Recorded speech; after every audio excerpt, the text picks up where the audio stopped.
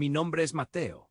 Esta historia, una que me persigue incluso ahora, ocurrió en un pequeño pueblo de los Andes colombianos, Santa Lucía de los Andes, allá por el año 1999. Un lugar donde el tiempo parecía haberse estancado entre las nubes y las viejas casonas coloniales, un pueblo impregnado de historias, de susurros, de leyendas que la gente mayor repetía con ojos vidriosos y temblor en la voz. Santa Lucía era conocida por su imponente iglesia matriz, una mole de piedra y cal que dominaba la plaza principal, sus torres apuntando al cielo como dedos acusadores. Dentro de su campanario, oculto a las miradas curiosas, colgaba la campana mayor, una reliquia de bronce verdoso que, según se decía, tenía más de 200 años. No era solo su antigüedad lo que la hacía temible, sino la historia oscura y perversa que la envolvía. Una leyenda que pocos se atrevían a pronunciar en voz alta, especialmente después del suceso que les voy a contar. Se murmuraba que la campana fue fundida en 1781, en los tiempos más crueles de la colonia. Los hombres que la hicieron no solo mezclaron cobre y estaño, sino también algo mucho más siniestro. La historia decía que don Fernando de Rocas, un hacendado avaricioso y desalmado que gobernaba esas tierras con puño de hierro, había cometido atrocidades indescriptibles. Sus siervos, tanto indígenas como africanos, vivían bajo el yugo de su maldad. Una de ellas, una joven esclava llamada Lucía, fue la víctima de su crueldad más extrema.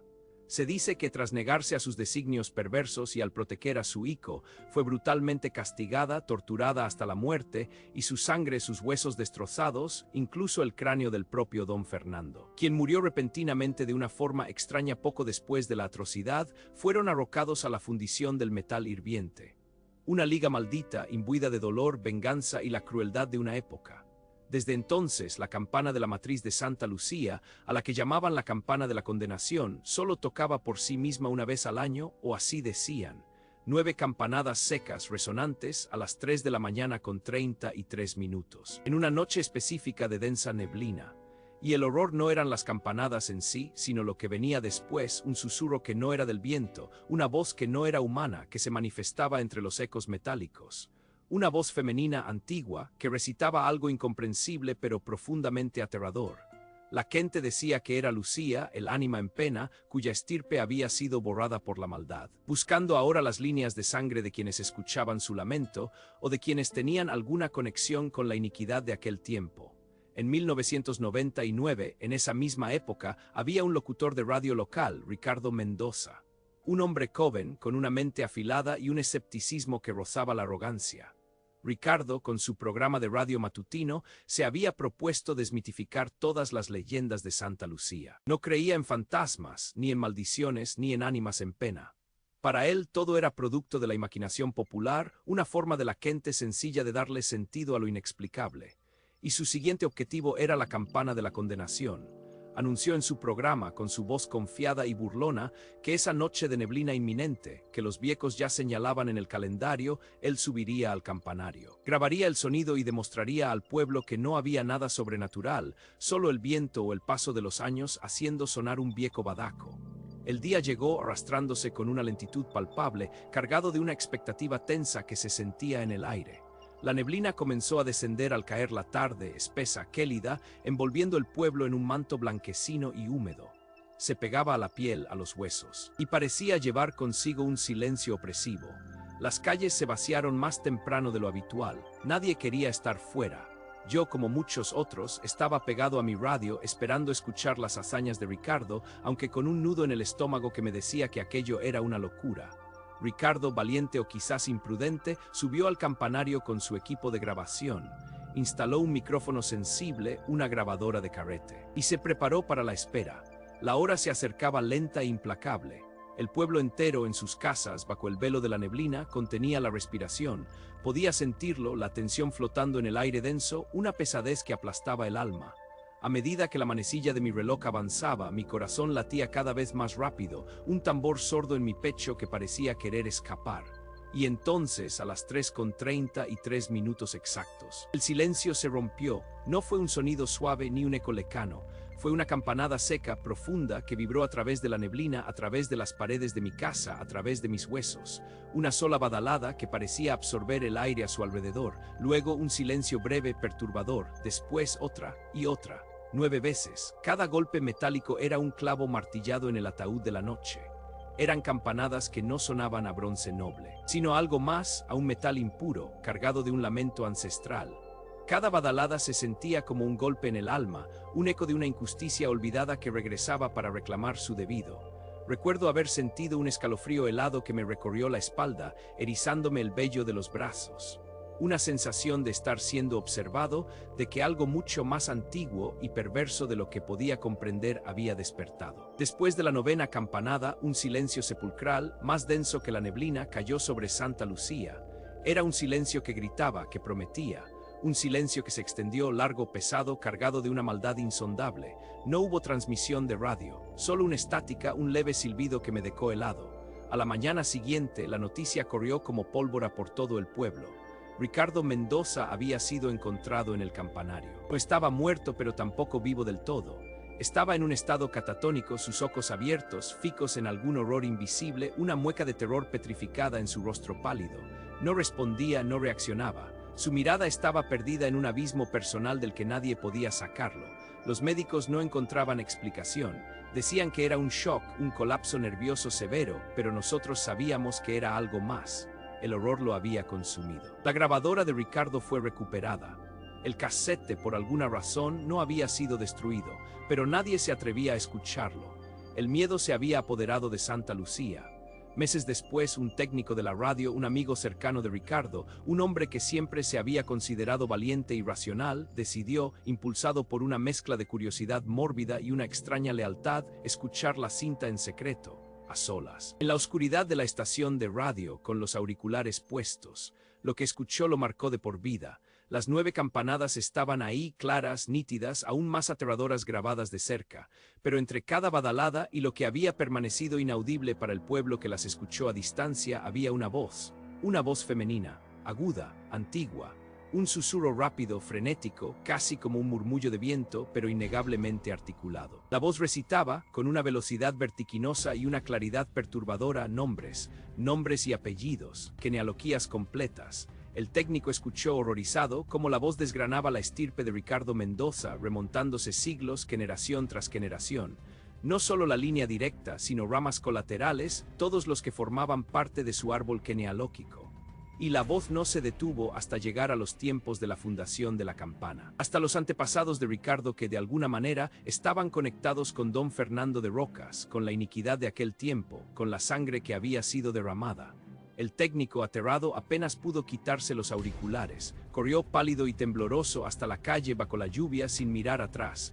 Nunca más habló de lo que escuchó y dejó el pueblo a la semana siguiente sin decir adiós. La cinta fue destruida, o eso se dijo, pero la historia. El susurro de esa grabación se extendió por el pueblo. Y el terror, el verdadero terror, se instaló en el corazón de cada habitante. Yo mismo, debo confesar, sentí una curiosidad mórbida. Una noche, años después, cuando la neblina volvió a descender con esa intensidad particular y el aire se cargó de ese silencio tan denso, me encontré caminando sin rumbo fijo hacia la plaza principal, como si una fuerza invisible me arrastrara. Podía sentir el tic-tac de mi reloj en el bolsillo, un sonido que de repente parecía ensordecedor. El campanario, una silueta oscura y amenazante contra el cielo grisáceo, me llamaba. Sentía un escalofrío que me recorría la espina dorsal, pero al mismo tiempo una extraña atracción. Quería escuchar, quería saber. Me detuve a una distancia prudente, junto a las recas del atrio, escondido entre las sombras de un viejo árbol.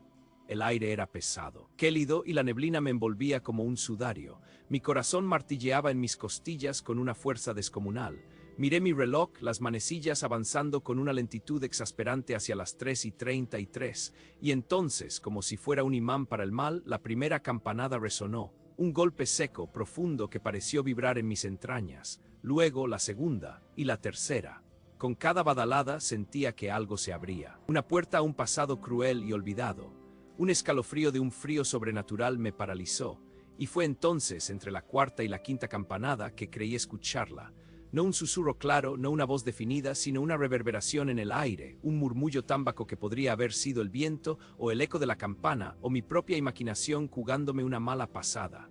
Pero en ese murmullo, en ese sonido apenas perceptible, pude sentir la promesa de nombres, la cadencia de una letanía, una voz que comenzaba a desgranar una genealogía, y mi sangre se heló. No esperé a la quinta campanada, no pude. El terror puro me invadió, un miedo primario y ancestral que me hizo correr. Corrí sin mirar atrás, sin saber si la voz ya había pronunciado mi nombre, si había empezado a buscar mi linaje. Corrí lejos de Santa Lucía esa misma noche, sin equipaje, sin despedidas. Y nunca más volví. Todavía siento el frío de aquella neblina, el peso de aquel silencio. Y a veces, en las noches más silenciosas, en los rincones más oscuros de mi mente, creo escuchar el eco de una campana lejana y un susurro que empieza a contar una historia. Una historia que no es mía, pero que me persigue. Mi nombre es Mateo. Esto sucedió en el olvidado pueblo de San Pedro de los Andes, en las profundidades de Colombia, en el año 2005. San Pedro, anidado entre picos nublados y bosques densos, era un lugar donde el tiempo parecía haberse estancado, un relicario de calles empedradas y casas coloniales de adobe descolorido por la humedad perpetua. Cuando llegué allí, buscando una pausa del bullicio de la ciudad, encontré una paz extraña, pero también una sombra antigua que se cernía sobre todo, una quietud que a veces se sentía más como una espera. Los ancianos del pueblo, con sus rostros surcados por el sol y la historia, siempre hablaban de la campana del lamento. No era una leyenda cualquiera, sino el corazón palpitante y oscuro de San Pedro. Se decía que en 1781, durante los tiempos más brutales de la colonia, la campana principal de la iglesia mayor había sido fundida con una aleación impía. El rumor susurraba que contenía el cráneo de don Alonso de Montiel, un encomendero cruel y despiadado, cuyas manos estaban manchadas con la sangre de incontables indígenas, y la sangre fresca y aún tibia de Zairi, una mujer nativa cuya familia entera había sido aniquilada por la avaricia de Montiel. Su espíritu, atrapado en el metal frío, juró venganza eterna. Una venganza que no distinguiría entre culpa y herencia. La campana, decían, tocaba 9 badaladas secas y profundas, con una precisión aterradora, a las 3:33 de la madrugada. No era un tañido melodioso, sino un golpe metálico y hueco, como el de un ataúd que se cierra en el silencio de la noche. Y lo peor no era el sonido en sí, sino lo que venía después. La leyenda afirmaba que si escuchabas esas 9 badaladas, una voz, fina y áspera como papel de lica, comenzaría a recitar tu genealogía completa, retrocediendo siglos, revelando cada nombre, cada línea de sangre hasta los confines de tu existencia. Era la venganza de Zairi, quien, al ver su propia estirpe borrada de la tierra, ahora reclamaba las estirpes de aquellos que osaban escuchar su lamento. Yo, Mateo, siempre fui un escéptico. Creía en lo que mis ojos veían y mis manos tocaban. Las historias de fantasmas y maldiciones eran para mí cuentos de viejas, formas de mantener a los niños asustados y las tradiciones vivas. Sin embargo, no podía ignorar la historia de Ricardo Montoya, un periodista de una emisora local que en 1999 había intentado desmitificar la leyenda. Ricardo, un hombre de ciencia y razón, decidió instalar su equipo de grabación en el campanario de la iglesia mayor una noche de niebla densa, convencido de que solo encontraría el sonido del viento y su propia imaginación. A la mañana siguiente, lo encontraron acurrucado en una esquina de su estudio catatónico, con los ojos vidriosos y una expresión de terror congelado en el rostro, un terror tan puro que parecía haberle robado el alma. Nunca más volvió a ser el mismo. La grabación de Ricardo, clandestina y guardada como un secreto oscuro, circuló entre susurros en el pueblo. Quienes la escucharon dicen que entre las 9 badaladas secas, resonando en un silencio sepulcral, una voz femenina, sibilante y rápida, comenzó a desgranar una lista de nombres. No eran nombres comunes, sino una sucesión interminable, una letanía que remontaba la genealogía de Ricardo Montoya, nombre tras nombre, generación tras generación, hasta donde nadie podía recordar. Decían que la voz se aceleraba con cada nombre, volviéndose más urgente, más sofocante, hasta que la cinta terminaba bruscamente, dejando un vacío helado. El miedo que inspiró esa cinta fue palpable, una advertencia sombría que se mantuvo viva en la memoria colectiva de San Pedro. Yo había escuchado esa historia varias veces, pero siempre con una mezcla de fascinación y desdén. Hasta que una noche de invierno, el aire se volvió pesado y denso, una niebla fría se arrastraba por las calles, envolviendo las casas y los faroles en un manto lechoso que parecía engullir el sonido. Había estado trabajando hasta tarde en algunos documentos, las únicas luces encendidas en mi casa eran las de mi escritorio. Un silencio ominoso se había apoderado del pueblo, roto solo por el lejano ulular de un búho y el goteo constante de la humedad en los aleros. Los segundos se arrastraban, el reloj de pared marcaba las 3 o'clock de la madrugada. Me sentí inquieto, una extraña sensación de desasosiego se apoderó de mí, como si estuviera siendo observado por ojos invisibles desde la oscuridad más allá de mi ventana. El frío se me metía en los huesos, a pesar de la manta que me cubría los hombros. El tic-tac del reloj parecía amplificarse en el silencio, cada segundo un martillazo en el yunque de la noche. 3:31, 3:32, mi corazón comenzó a latir con una fuerza inusual, un tamborileo sordo en mis oídos. De pronto un clan seco y rotundo desgarró el velo de silencio. Vibró en el aire, se coló por las paredes de mi antigua casa, hizo temblar el cristal de las ventanas. No era el tañido de una campana normal, no. Era un sonido metálico, hueco y desprovisto de toda calidez, como si el alma de la propia campana estuviera gimiendo. Un escalofrío helado recorrió mi espina dorsal, erizando cada vello de mi cuerpo. La respiración se me enganchó en la garganta. Contuve el aliento. Un momento de silencio total, un silencio tan profundo que dolía, me pareció una eternidad. Luego otro clan y otro, y otro. Uno tras otro, 9 golpes secos y monótonos. Cada uno más penetrante que el anterior, cada uno más cargado de una malicia ancestral.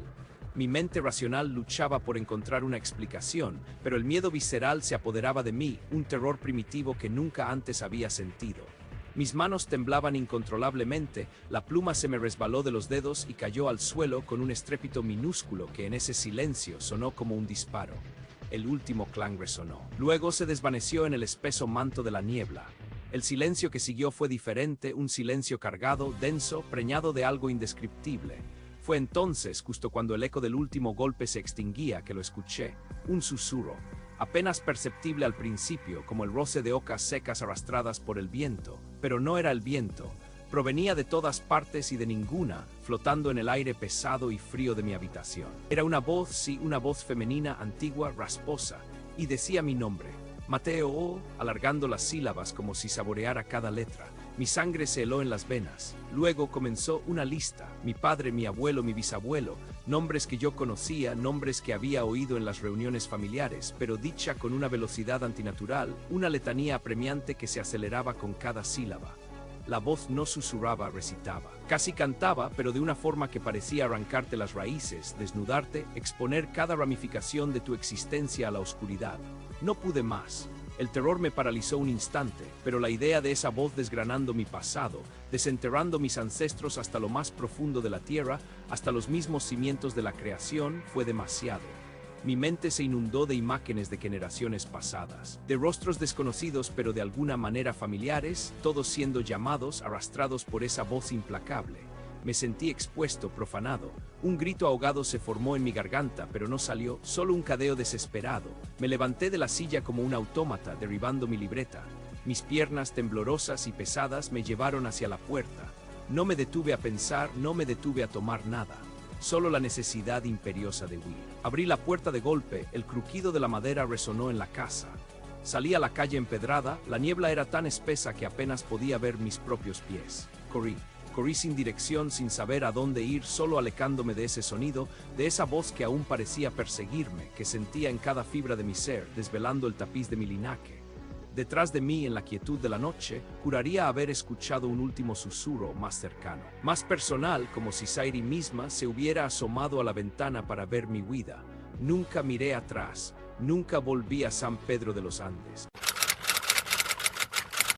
Mi nombre es Javier. La historia que estoy a punto de relatarles, créanme, no es ficción. Sucedió en un lugar real, un pueblo olvidado entre los pliegues de la cordillera andina colombiana, al que llamaremos San Cristóbal de las Almas. Un pueblo donde el tiempo parece haberse detenido, envuelto en una neblina perpetua que sube de los valles y se aferra a las tecas de arcilla. Corría el año 1999, un tiempo antes de que las pantallas nos robaran la capacidad de sentir el verdadero frío en los huesos.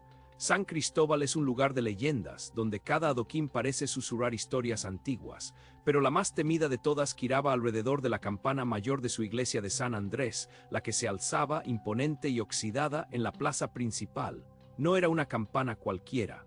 Se decía que su fundición, allá por 1781, había sido un acto de pura profanación.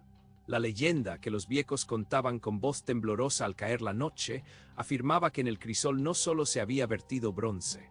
Se había mezclado el cráneo de un capitán español, don Esteban de Valdivia, un conquistador tan cruel que su nombre aún resonaba como un eco maldito, con la sangre aún tibia de Amaranta, una mujer indígena de ojos tan negros como la noche, cuya estirpe había sido borrada de la faz de la tierra por la mano implacable de Valdivia. Esa campana, según los ancianos, no era de Dios, sino de la desesperación y la venganza, y esa campana, decían, tenía una voluntad propia. Cada cierto tiempo, en las madrugadas más oscuras, aquellas cubiertas por una neblina densa y fría que lo envolvía todo como un sudario, la campana de San Andrés sonaba. 9 badaladas secas, huecas, gélidas. A las 3:33 de la mañana, no había campanero, no había viento suficiente para moverla así. Eran 9 golpes directos al alma, y el que los oía, decían, cargaría con una maldición innombrable. Yo tenía un amigo, Ricardo Montoya.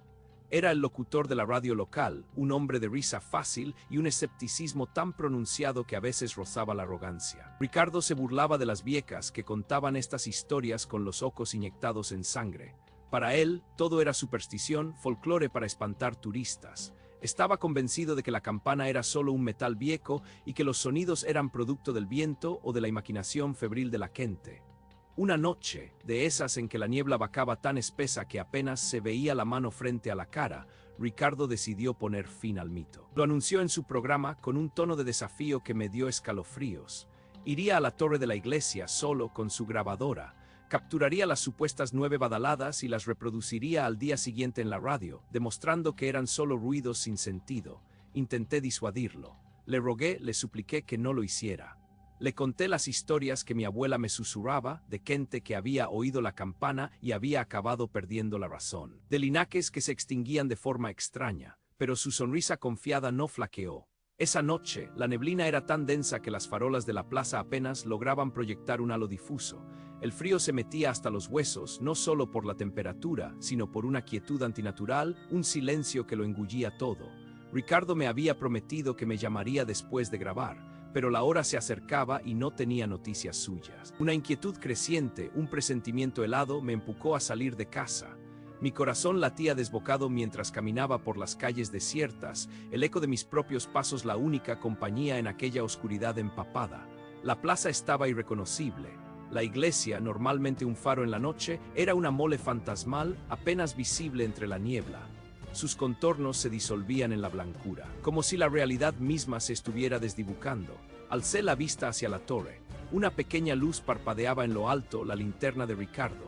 Me quedé parado, sintiendo cómo el frío se intensificaba, una punzada gélida que no venía del ambiente, sino de dentro de mí. El reloj de la iglesia, aunque invisible, comenzó a marcar la hora. Los segundos se arrastraban, eternos. El silencio era tan absoluto que podía escuchar el zumbido de mi propia sangre en los oídos.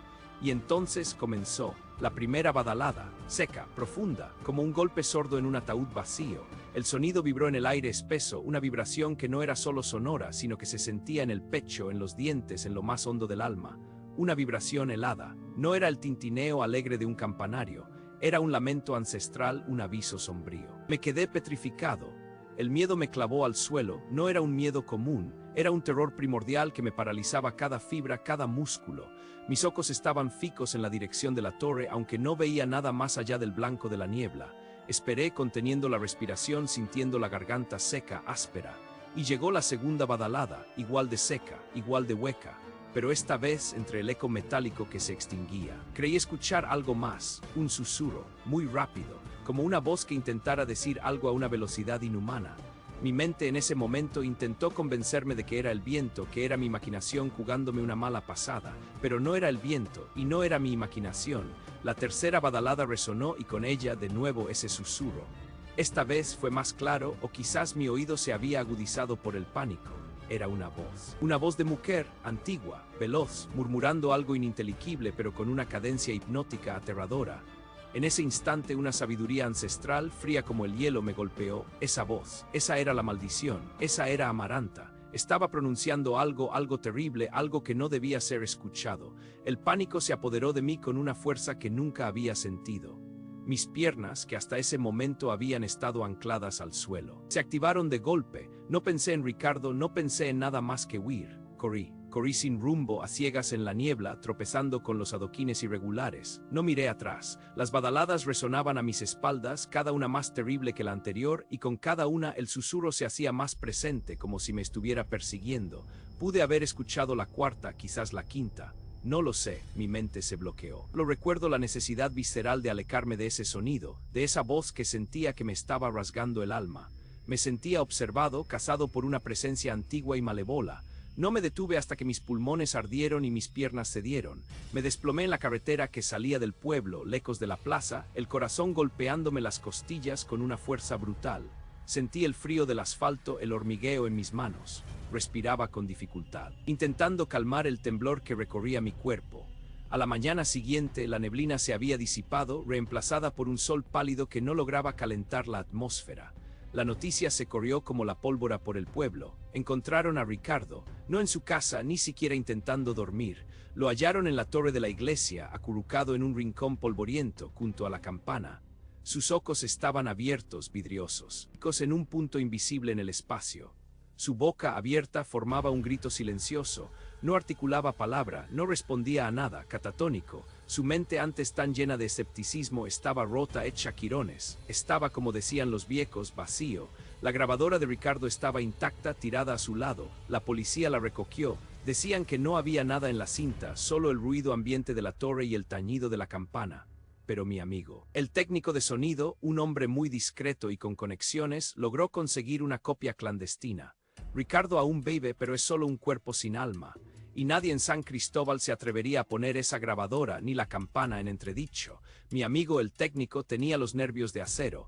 Me llamó unos días después con la voz más grave de lo normal. Había intentado limpiar el audio. Subió el volumen. Usó filtros para quitar el ruido. Y lo que encontró lo dejó pálido. Me lo dijo por teléfono y su voz temblaba. Entre cada una de las 9 badaladas metálicas, entre el primer eco y la siguiente vibración, había algo, un susurro acelerado, una voz femenina. La misma que yo había escuchado en la distancia, pero ahora amplificada, clara. Mi amigo me dijo que al principio era incomprensible, como un galimatías. Pero luego, con mucha paciencia, ralentizando la velocidad de la cinta, la voz empezó a cobrar sentido. No era una voz cualquiera, era Amaranta, y lo que recitaba sin una pausa, sin un respiro entre cada golpe helado de la campana, era la genealogía completa de Ricardo Montoya, nombre tras nombre, padre, abuelo, bisabuelo, con apellidos de conquistadores y de colonos. La voz rastreaba cada línea de sangre, cada unión, remontándose siglos, hasta el mismísimo capitán Don Esteban de Valdivia. La voz describía cada ancestro, cada unión, cada ico, cada paso en la historia de la familia de Ricardo hasta llegar a él.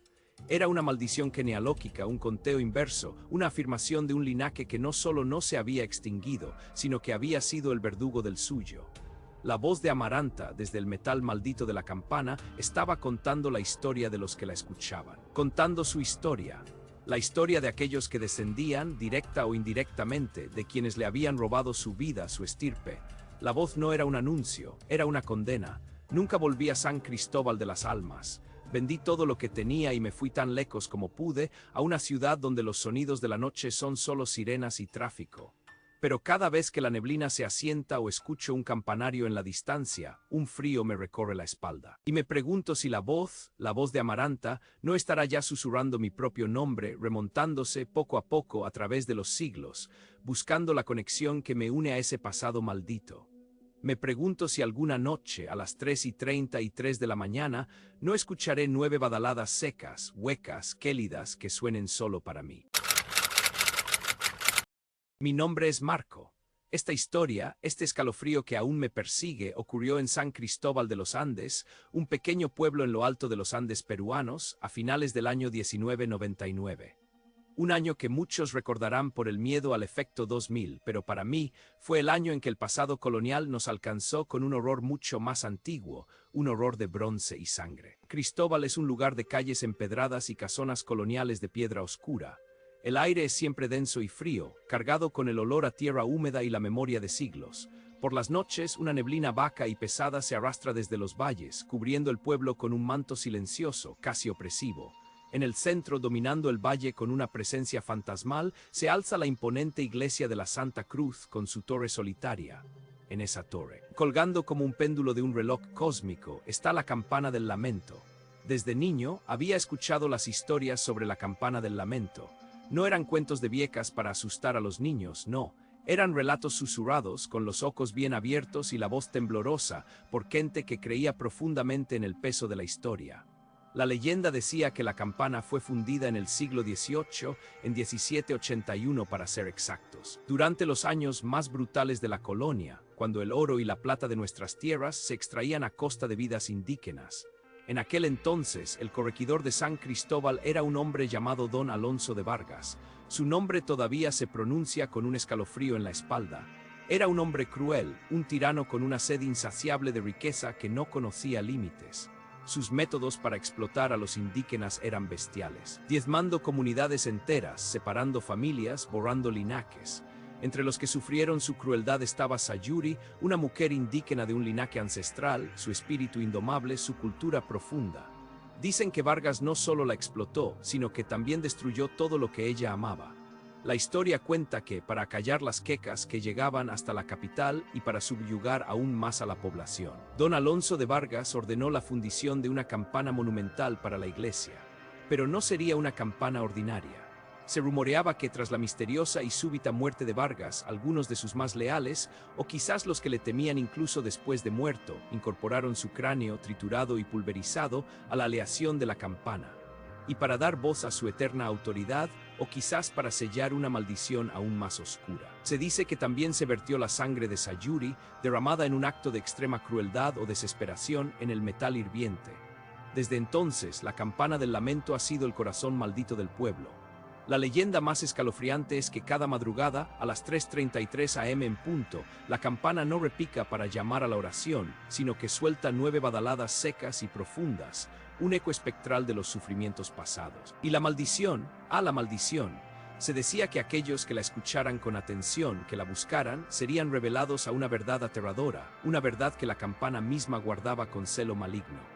En 1999, San Cristóbal tuvo un nuevo habitante que no creía en nada de eso. Su nombre era Ricardo Morales, un locutor de radio local. Ricardo era un hombre carismático, con una voz potente que se escuchaba en todo el valle. Pero también era cínico, arrogante, siempre burlándose de las viejas leyendas y las supersticiones del pueblo. Se creía un hombre de ciencia, de la modernidad, inmune a las sombras del pasado. Y así decidió que era hora de desmitificar la campana del lamento. Anunció en su programa, con su voz resonante y segura, que subiría a la torre de la iglesia en la madrugada del 15 de noviembre de ese año. Llevaría consigo su equipo de grabación más sofisticado para registrar el sonido de la campana a las 3:33 am. Su intención, dijo, era demostrar que no había nada más que el metal y el viento, que la leyenda era solo un cuento para niños. El pueblo, en su mayoría, le advirtió. Viejos, jóvenes, todos le rogaron que no lo hiciera. Pero Ricardo se rió de sus miedos, llamándolos atrasados. Yo mismo sentía una extraña mezcla de curiosidad y un profundo, frío presentimiento. La noche del 14 de noviembre fue una de las más oscuras que recuerdo. Una neblina tan espesa que parecía una pared de algodón húmedo cubrió el pueblo. El silencio era total, un silencio que pesaba en el pecho, interrumpido solo por el lejano ulular de algún búho. Yo no podía dormir. Estaba en mi cama, con la ventana ligeramente abierta, la piel de gallina. Escuchando, esperando. El pueblo entero parecía contener la respiración. A las 3:33 am, el silencio se rompió de la manera más abrupta y aterradora posible. Clang, la primera badalada. No fue el repique melodioso de una campana de iglesia normal. Fue un golpe seco metálico, con una resonancia profunda que parecía vibrar en mis huesos. Un sonido demasiado claro en el aire denso, como si hubiera sido hecho justo a mi lado. Clang. La segunda badalada, y luego una pausa no natural, una pausa cargada de algo, de expectación quizás. Las badaladas continuaron, 9 en total, cada una un martillo sobre mi alma. Cada clang parecía robarme un poco de aire. No había viento, no había eco, solo esa resonancia opaca final. Cuando la última badalada se desvaneció en la neblina, un silencio aún más profundo y denso cayó sobre San Cristóbal. Un silencio lleno de algo invisible, algo que observaba, que esperaba. El amanecer llegó, pero no trajo luz a los corazones del pueblo. Ricardo Morales no bajó de la torre. Los vecinos, venciendo el miedo, subieron a buscarlo. Lo encontraron sentado en el suelo de la torre, la espalda apoyada contra la pared de piedra fría. Sus ojos estaban abiertos, fijos en algún punto distante, vidriosos y sin vida, aunque aún respiraba. Estaba en un estado catatónico, insensible a todo, como una muñeca rota. Su equipo de grabación estaba esparcido por el suelo, hecho pedazos, pero la cinta, la pequeña cinta de casete, estaba intacta. El pueblo entero se sumió en un miedo gélido. Ricardo fue trasladado a un hospital en la ciudad, pero nunca se recuperó. Su mente se había ido, vacía, rota por lo que había escuchado o visto. La cinta de la grabación se convirtió en un objeto prohibido, guardado bajo llave por las autoridades de la iglesia, que al parecer habían escuchado su contenido. Pero los secretos en pueblos pequeños no pueden contenerse por mucho tiempo. Un amigo de Ricardo, un técnico de sonido que también era un poco imprudente, logró hacer una copia clandestina de la cinta. Él me la mostró una noche, en su casa, con la voz apenas un susurro. La neblina se arrastraba afuera y el aire en la habitación era pesado con una tensión palpable. Insertó la cinta. Se escuchó el ligero zumbido del reproductor, y luego un instante de estática, un ruido blanco. Me puse rígido. Entonces la primera badalada, clang, amplificada, era aún más desgarradora, más antigua. Las 9 badaladas se sucedieron, cada una punzante, cada una helando la sangre. Mi corazón latía desbocado, tan fuerte que sentía que iba a explotar. Y entonces, entre la 7ª y la 8ª badalada, sucedió una voz. No era un grito, no era un gemido, era un susurro. Un susurro femenino, sí, pero no como ninguna voz humana que hubiera escuchado jamás. Era gutural, antigua, como el viento silbando a través de una cueva o el roce de hojas secas sobre un cráneo hueco, pero articulada. Hablaba a una velocidad inhumana. Una letanía de sílabas que se atropellaban unas a otras, casi incomprensible al principio, pero con una cadencia hipnótica y aterradora. El técnico de sonido detuvo la cinta, su mano temblaba. Sus ojos, como los míos, estaban llenos de horror. Repitió el fragmento, una y otra vez. Poco a poco las palabras empezaron a tomar forma, a ser reconocibles. Y fue entonces cuando el verdadero horror se reveló. La voz estaba recitando nombres. Una lista interminable de nombres. Y al prestar más atención, al escuchar los fragmentos con la respiración contenida, nos dimos cuenta. Era la genealogía de Ricardo Morales. La voz de Sayuri, la mujer indígena, estaba desgranando nombre por nombre cada uno de sus antepasados, remontándose siglos. Nombres de colonos que habían llegado con Vargas, de otros que habían colaborado con él, de sus herederos, de todos los que formaban parte de su linaje. La maldición de la campana no era solo un sonido, era una revelación, una acusación. Sayuri, a través del metal maldito, estaba cobrando su venganza, recordándoles a todos el rastro de sangre y sufrimiento que los unía al pasado, al corregidor, a la opresión. La voz se detenía solo para dar paso a las badaladas finales, como si la campana sellara cada tramo de la genealogía con un golpe de juicio. Esa noche no pude dormir, ni las noches siguientes. La voz, el clang de la campana, la letanía de nombres se habían grabado en lo más profundo de mi mente. Sentía una incomodidad constante, como si una sombra se hubiera adherido a mí. La sensación de ser observado, de ser parte de esa historia ancestral, me corroía. Una semana después de escuchar la cinta, me encontré de nuevo despierto a las 3:33 am. La neblina era tan densa esa madrugada que apenas podía ver mis propias manos por la ventana. El silencio del pueblo era, si cabe, aún más pesado que antes. Me levanté de la cama atraído por una fuerza que no comprendía del todo y me asomé por la ventana. El aire frío me golpeó, trayendo consigo el olor a tierra y a piedra mojada. Y entonces, clang, la primera badalada. Un sonido seco, inconfundible, resonando desde la torre de la iglesia. Mi corazón se detuvo. Mis vellos se erizaron, una corriente helada recorrió mi espina dorsal. No era la cinta, no era un recuerdo, era real. La campana estaba sonando. Clang, la segunda badalada. El pánico se apoderó de mí, mi mente gritó. ¿Y si la maldición no era solo para Ricardo? ¿Y si escuchar la grabación o simplemente estar en San Cristóbal a esas horas me había marcado la voz, la genealogía? Sentí un miedo primordial, un terror ancestral. Mis padres, mis abuelos, mis bisabuelos. La campana ya conocía sus nombres. Estaba a punto de recitarlos. Clang, la tercera badalada, era un llamado, era para mí, podía sentirlo en cada fibra de mi ser. Mis pulmones ardían, mis ojos se llenaron de lágrimas de puro terror. Sentí que la torre me estaba mirando a través de la neblina, que la voz ancestral ya lo sabía todo sobre mí, sobre mi linaje, sobre mi deuda con el pasado. No lo pensé 2 veces, no tomé nada, solo corrí, abrí la puerta de mi casa y salí disparado a la noche. Mis pies descalzos golpeaban las piedras frías de la calle empedrada. La neblina me envolvía, me cegaba, pero yo seguía corriendo. A cada paso escuchaba mi propia respiración agitada y por encima de ella el eco de las badaladas de la campana del lamento, persiguiéndome a través de la oscuridad. No miré atrás, no pude. No me atreví a mirar atrás. Nunca regresé a San Cristóbal de los Andes. El sonido de las campanas y la voz quedaron grabados en mi mente, un tatuaje de terror que el tiempo no ha podido borrar.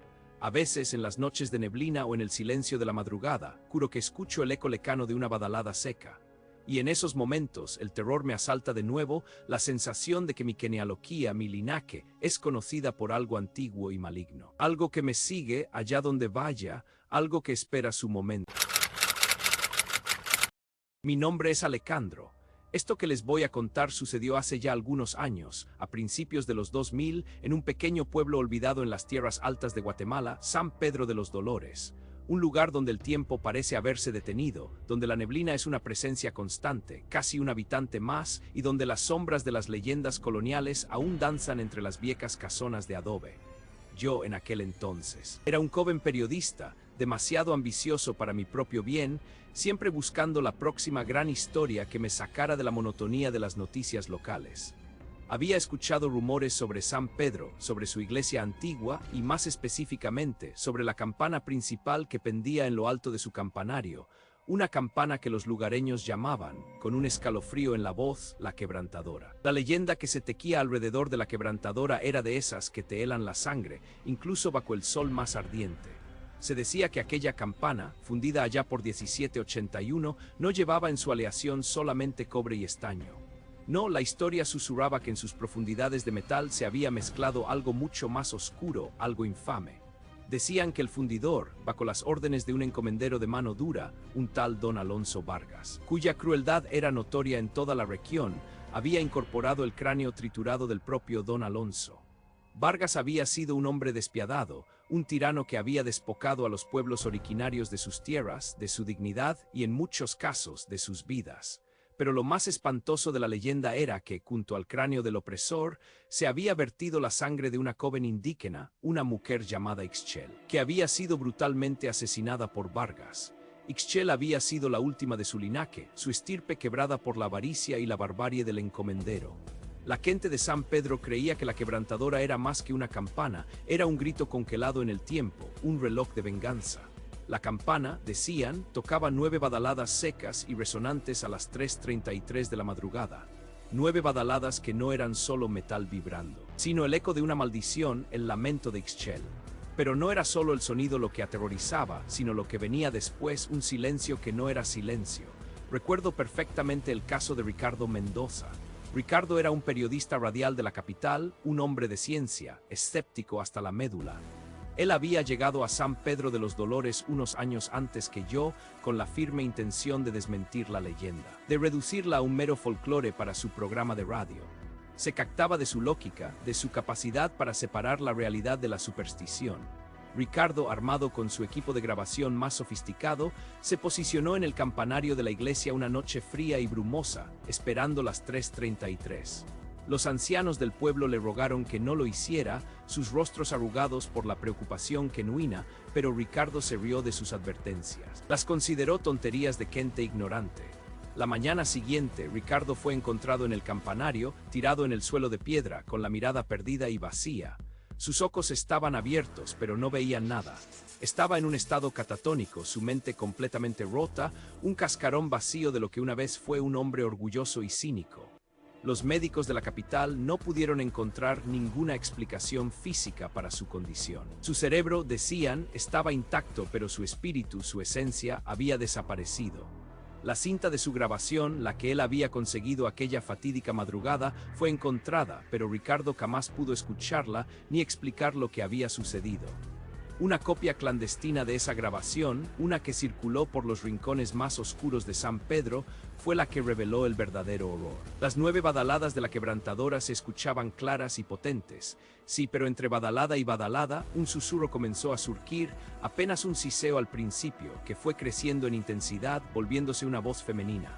Una voz antigua, cargada de dolor y furia, que recitaba en una velocidad vertiginosa, sin una sola pausa, la genealogía completa de Ricardo Mendoza. de su padre, de su abuelo, de su bisabuelo, retrocediendo siglos, pasando por generaciones olvidadas, mencionando nombres y lugares remotos, hasta llegar, decían, a la época misma de la fundición de la campana, quizás incluso antes. La voz de Ixchel recitando el linaje de aquellos que la oyen como una macabra venganza por el suyo, que le fue arrebatado. Los pocos que escucharon esa grabación, aquella copia clandestina, juraron que la voz se volvía más rápida, más furiosa, a medida que se acercaba al origen de la familia de Ricardo, como si la misma Ixchel estuviera desentrañando su pasado con una rabia contenida por siglos. Yo, Alejandro, llegué a San Pedro de los Dolores unos años después del incidente de Ricardo, atraído por la morbosa fascinación de la historia. Me instalé en una pequeña posada, fría y húmeda, cerca de la plaza central.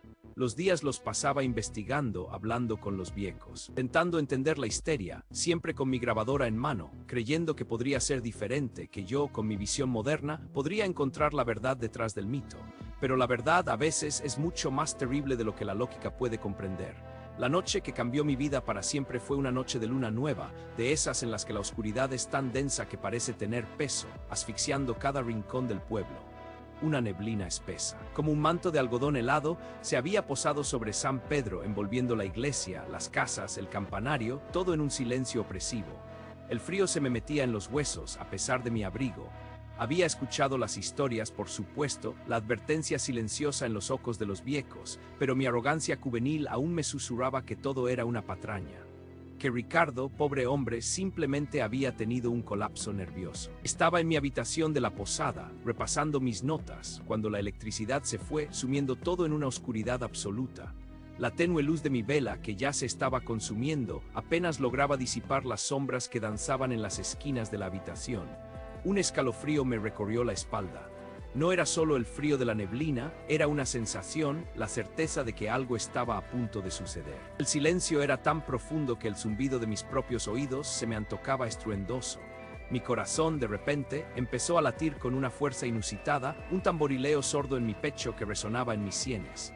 Miré mi reloj de pulsera, su brillo fosforescente apenas visible en la oscuridad. Eran las 3:28 de la madrugada. Un sudor frío me perló la frente. Intenté convencerme de que era el miedo al apagón. Soledad en un pueblo extraño, pero era algo más. Una opresión creciente en el aire, como si la neblina no solo cubriera el pueblo, sino que también entrara por las ventanas, por los resquicios de la puerta, llenando mi habitación con una presencia gélida observándome. Las manecillas del reloj avanzaron lenta, inexorablemente. 3:29, 3:30. El aire se volvió más denso, casi irrespirable. Pude sentir un nudo en la garganta. Mi boca seca, mis ojos escudriñaban la oscuridad más allá del débil círculo de luz de mi vela, buscando algo, cualquier cosa, que no fuera la nada absoluta. El crujido de la vieja madera de la posada, el siseo del viento colándose por las rendijas, cada sonido se magnificaba, se distorsionaba en mi mente. Y entonces llegó. Un sonido seco, profundo, resonó en la noche. Una vibración que no solo golpeó mis oídos, sino que también hizo temblar el suelo bajo mis pies, sacudiendo la copa de mi vela, la primera badalada de la quebrantadora, un golpe metálico que parecía venir desde las profundidades de la tierra, un eco de siglos de dolor. Mi corazón se detuvo por un instante y luego retomó su ritmo con una furia descontrolada, golpeando mis costillas con fuerza. Un silencio. No el silencio de antes, sino un silencio cargado, denso. Un vacío entre dos latidos del universo. Y en ese silencio lo escuché. Un murmullo, apenas un roce de aire, una voz que no era una voz, sino una vibración en el aire mismo, que se deslizaba por la neblina, colándose por la ventana abierta de mi habitación, directamente a mi oído. Era suave al principio, casi inaudible como el susurro de hojas secas arrastradas por el viento, pero inmediatamente sentí su resonancia. Y luego la segunda badalada. Más fuerte, más cercana, como si la campana misma se hubiera movido, acercándose a mí. El sonido me atravesó, me sacudió, y otra vez ese silencio. Y la voz, ahora un poco más clara, más definida. Sentí un escalofrío recorrer mi columna vertebral, no de frío, sino de un pavor primario ancestral. La voz estaba diciendo algo, estaba recitando.